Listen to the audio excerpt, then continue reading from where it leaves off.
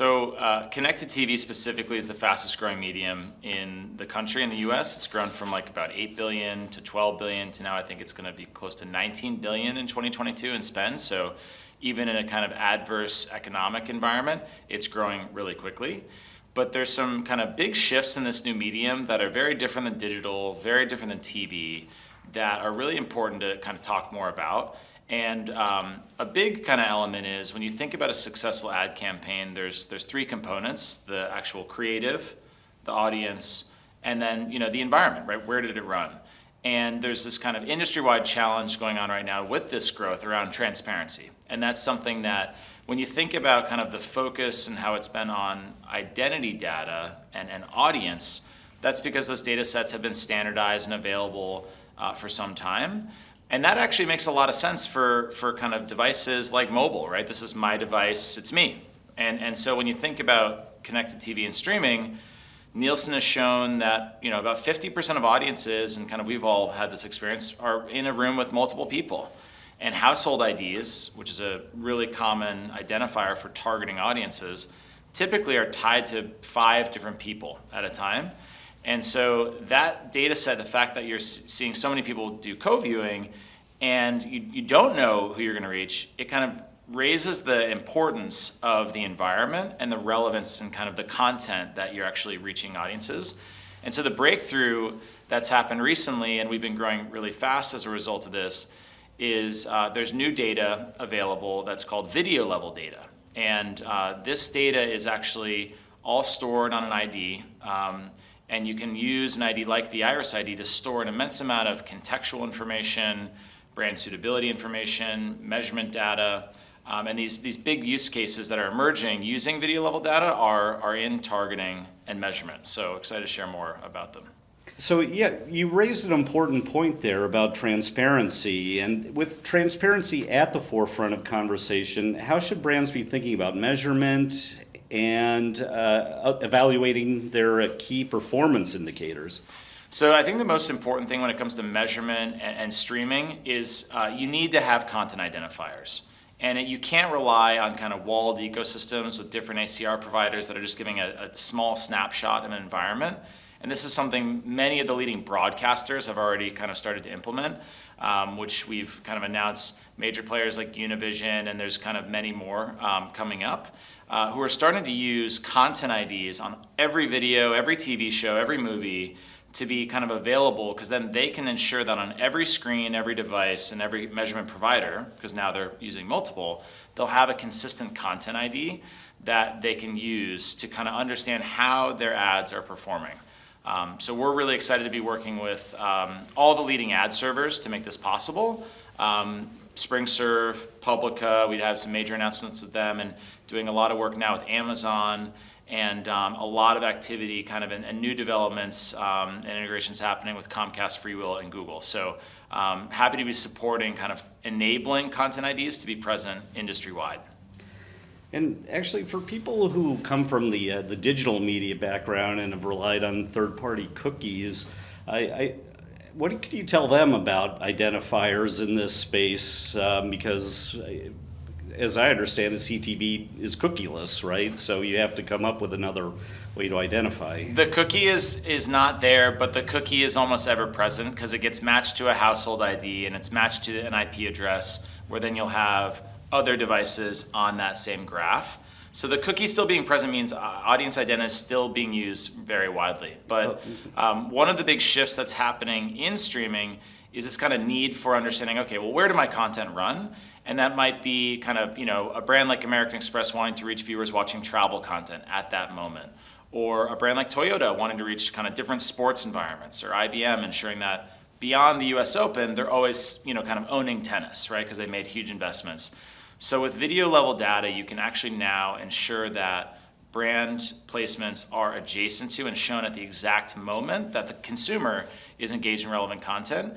And there's been a big misunderstanding about like kind of why this hasn't been available, and kind of largely it's because there is no web page URL in streaming.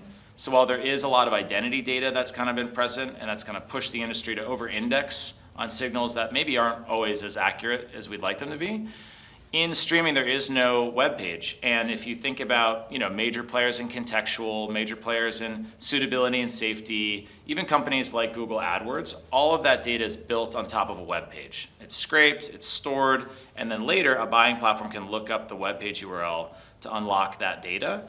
So in streaming, it's a great breakthrough that now content owners have a lot more control over their data, and they can actually store an immense amount of information on content IDs like ours.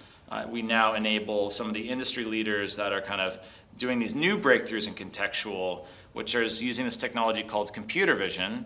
And companies like GumGum, Pixability, they actually look at the frames per second, they're turning the audio into a transcript and text, they're breaking that down, that text, and then they output and turn videos into contextual data that then can be used across all supply partners. This creates a lot of scalability for actually understanding planning, targeting, measuring, performance of ad buys. And it's a much more sophisticated data set, frankly, than things like show and episode data, which historically TV buyers have been reliant on. Now, contextual advertising, that's something we hear a lot more about, not only for reasons of brand safety, but just also making sure that the viewer is receptive to the advertising they see. So what's the future look like for contextual advertising, and how is it being implemented today? So kind of related to like this issue that we're talking about kind of with web pages, what's happening now is broadcasters are starting to onboard these content IDs into their platforms. We get then access to their video catalogs. We allow them to enrich their videos with all of this contextual data, suitability data, even emotional data or logo recognition. So it's kind of like audience segments in that we're creating these kind of standard segments that don't allow buyers to cherry pick inventory, which is really important. Kind of, Paramount doesn't want Yellowstone being the only show that they sell. They want to sell at the scale that they do. So it's really important that you have the ability to break down the context of a video and then make that available at scale. And while on the web, that was easy because we had web pages and it could just kind of get taken without consent of the publishers. What's happening now is actually terrific for content owners that they can actually control this data and then kind of enable these standardized segments for context, for suitability in ways that are standardized, just like identity data has been for years. And finally, Field, looking ahead, let's say, to the next 6 months to a year, is there anything you expect to see happen, or is there anything you'd like to see happen, anything on your wish list, or perhaps is there anything you're worried about, anything that keeps you up at night? What do you expect? I think something that's really exciting happening right now are some of the partnerships I can't yet announce that are underway, where kind of our ID is getting built into all of the leading ad platforms. So we'll make sure we come back to Beat to make those announcements. But we're seeing some of the largest content owners, streamers, even ones that are newer to advertising, adopt this technology, which is really exciting. And I think the kind of number one thing that needs to happen in the industry is buyers kind of starting to request content IDs because they can use them for measurement, they can use them for targeting. There's all these benefits that occur if there's just a content ID present on the content. And so that's a major area that we're excited about. And then in terms of concerns, I'd say cookies getting pushed back further and further and further is something that is definitely slowed down innovation, right? And kind of allowed people just keep doing and taking third-party data and things that aren't really aligned with where consumer sentiment is right now when you think about new data laws.